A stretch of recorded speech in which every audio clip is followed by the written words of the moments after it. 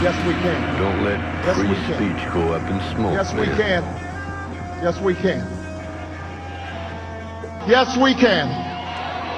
The world's leading jailer. Yes, we the can. United States of America. Yes, we can. As you say. As you say. As you say. As you say. As you say. As you say. Joe, get out. What up, people? Welcome back to Stop Fiction, Start a Revolution. We are the Department of Freedom. I am Fuzzy Ziplak, and this is my good buddy, Silly Way Out Willie. So what'd you think of last week, huh? Genetically modified foods. How much of that crap are you shoving in your face tonight? And you don't even know. And you don't Doesn't even need know. A label, you know? Oh. Buzz. That's real scary. Buzz, you know, I mean, again, I want to thank Chief Footnote for bringing this to our attention. He knows what we like to put forth in the program. He's a researcher himself. He's bad mind, food for thought in here. And, you know, he helps us out right here in the studio as he is right here in camera. So I just want to give a shout out and say, hey, you know, we appreciate what you do, brother. You know, bring this to our attention as well, because we all put our heads together here. We are the DOF, man. You know, and we're looking out for each other here and trying to put together a production that's going to give you the conscious mind to make proper decisions in the world we live, where it's just chaos, and you know it's true because it's organized chaos. Been pointing out what the Illuminati's been up to, and here we are once again, you know, trying to give you a glimpse into the world of, you know, genetic engineering, you know, and what we got for you now is we've got, all right, Dr. Yadana Shiva. This woman's pretty much given up her life to go around and make people aware of what's going on, especially in India. You'll be seeing more of what's going on in India, and you're going to be hearing about genetically modified animals and fish. And finally, someone from the U.S. speaking out. You got, what's his name? Andrew Kindrell, all right? And he's an attorney, environmentalist. He has some very interesting things to say. And folks, come on. Then you've got some scientists from Norway. Listen to what he has to say, people, with an open mind. Please take this in, you know. Are you a human guinea pig, Buzz? Are we all human guinea pigs? Well, we are all to a certain degree. I mean, there's no doubt about it. There's no way to escape fluoridated water 100%. They spray our foods with it, you know. So unless you can grow everything, filter all your own air, clean your own ground, clean your own, you know, rainwater and so forth, you're going to be exposed to this stuff. Right, but we're doing the best we can Absolutely, to make we are. conscious decisions. I want to thank you once again for Absolutely, enduring brother. through all this BS that we've had to deal with just to get this message out. I hope you appreciate it, folks. DOF to you, man, and check it out. Peace. For me, this engagement with genetic engineering and the corporations that are pushing genetic engineering without letting democratic safety systems evolve by extinguishing everything, my passion for fighting really comes from the love for biodiversity. You know, to me, there's nothing more beautiful than seeing hundreds of rice varieties, you know, bean varieties of different colors, those gifts of nature. From the fact that the Indian peasant, for me, has been the embodiment of resilience, of strength, of hope. And that is the soul of India. And that is what is being assaulted by these corporations. The heart and soul of India is under assault.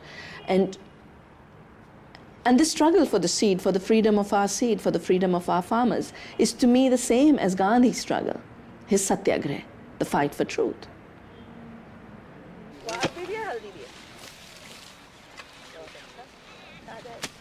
In this field, my colleague Prithvi, whose name literally means the earth, is harvesting a rich, rich crop of turmeric, haldi, which is critical to our food.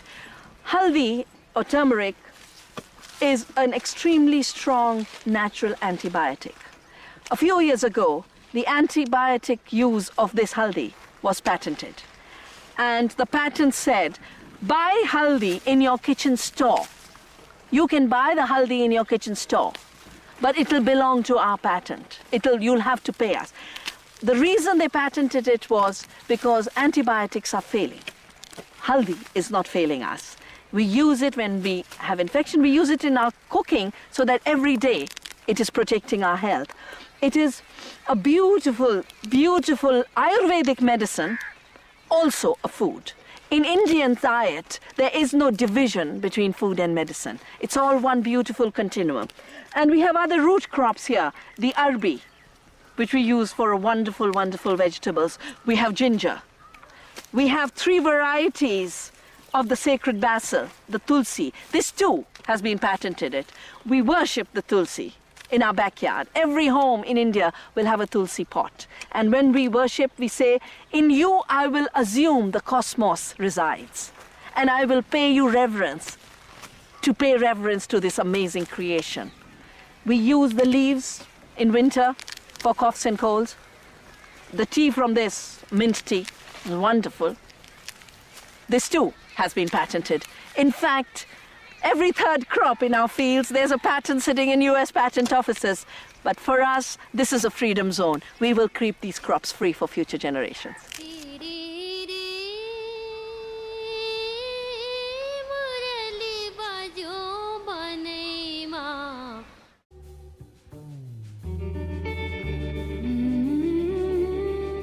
And now with genetic engineering, when you see that, without much democratic decision-making at all, a few scientists and companies are trying to change the genetic makeup, the permanent genetic makeup of all living things, all those things that we love so dearly, and change them forever in a way we can never get back.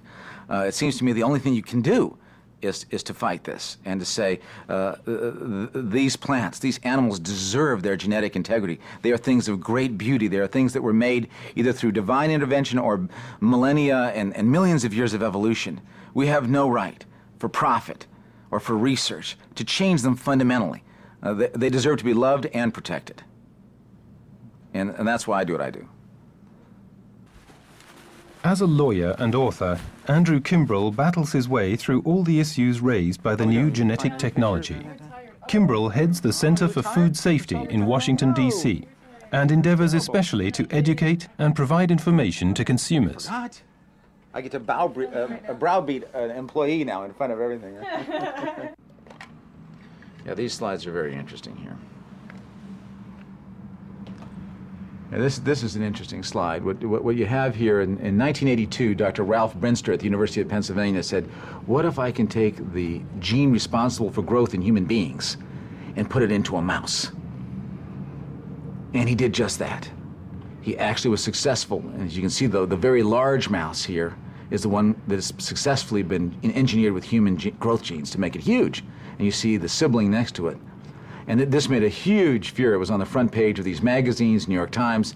And then a few months later, people said, well, this is interesting, but what are you going to really do with a really huge mouse? I mean, you can scare people. There's a few things you can do with it, but it's not a very practical thing to have a really huge mouse. So then what happened is the United States Department of Agriculture said, well, what happens if we were to use the same experiment, but to use it with pigs? And so I went out to the USDA, here, and this is what they did. They took the human growth gene, Dr. Vern Purcell, with taxpayer dollars, and I don't know that many taxpayers knew this, actually took taxpayer dollars and took human genes, growth genes, and put them into this pig. As you can see, there's a problem. Instead of like the mouse with human genes that grew so big, the genes work differently. The human growth genes work differently in this pig. It was cross-eyed, bow-legged, impotent. The musculature had overwhelmed it. And I could only photograph it against a plywood board here because it's the only way it could stand up. And you can imagine the suffering and how terrible this was for this particular animal. And this was another experiment, is what would happen.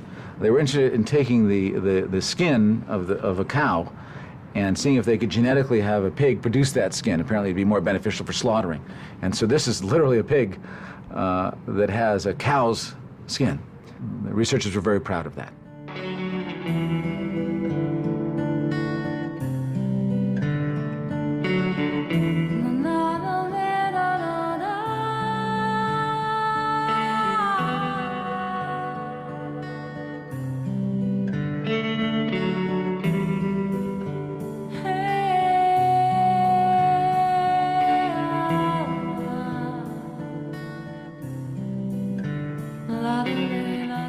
The most important thing to understand about genetic engineering is that it is